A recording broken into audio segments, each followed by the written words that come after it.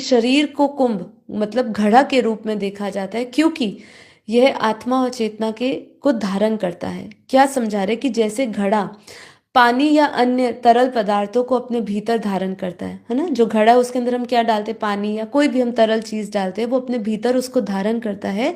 वैसे ही शरीर या आत्मा और चेतना का वाहक है। तो ये निरंतर हमें याद रहना है, निरंतर याद रखोगे तब जाके आत्मा का अनुभव होगा या अपने आप को आत्मा जान पाओगे।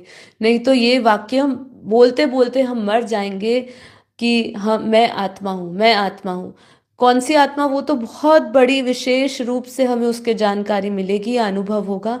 लेकिन मैं आत्मा हूँ ये कहते कहते भी कई जन्म बीत जाएंगे, कई जन्म में तपस्या करते करते आपका निकल जाएगा जीवन, लेकिन इसकी अनुभूति नहीं होगी, सिर्फ ये आपके शब्दों में ही रह जाएगा। इसीलिए क्या कहा कि हमें इसको समझना है, ये घड़ा, और वो घड़ा मतलब ये आत्मा, जो ये शरीर का, जो ये शरीर है ये एक रथ है, और वो आत्मा उसका वाहक है। ये हमें समझना है। घड़े की सुंदरता क्या है, बहुत समझने की बात है, बहुत सुंदर लाइन है, इसको समझिएगा।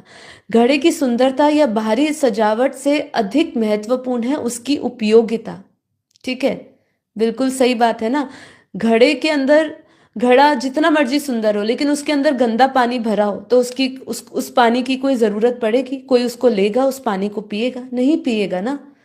तो यहाँ पे क्या बात हो रही है, घड़े की सुंदरता जितनी मर्जी हो, आप सजा लो पूरा घड़े को, सुंदर रंग रोगन से भर दो, उसके आसपास उसके कांच लगा दो, सुंदर बना दो, लेकिन उसकी उपयोगिता तो उसके अंदर क्या है उसी से ही पता चलेगी। उसके अंदर गंगा जल है, शुद्ध पानी है, तो सभी उसको ग्रहण करेंगे। लेकिन उसके अंदर गंदे नाले का पानी होगा तो वो घड़े का पानी कोई नहीं पिएगा।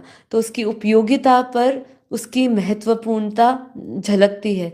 उसी प्रकार शरीर का महत्व उसकी आत्मा और चेतना का कारण बनती है, कि उसकी आत्मा के बारे में जब वो आत्मा के विषय में चिंता करता है, जब आत्मा की शुद्धता पर वो ध्यान देता है, मन की, अंतःकरण की शुद्धता, चित्त की शुद्धता पर वो ध्यान देता है, और फिर आत्मा के वो परम परम चेतना के स्तर पर पहुंचता है, तब उसके लिए ये महत्व, ये शरीर का, शरीर जितना मर्जी सुंदर कर लो, घड़ा जैसे मैंने कहा सुंदर बना लो, इसको जितना मर्जी सुंदर कर लो, अच्छे कपड़े पहन लो, गहने पहन लो, तो ये तो बाहर का ही आकर्षण रहेगा।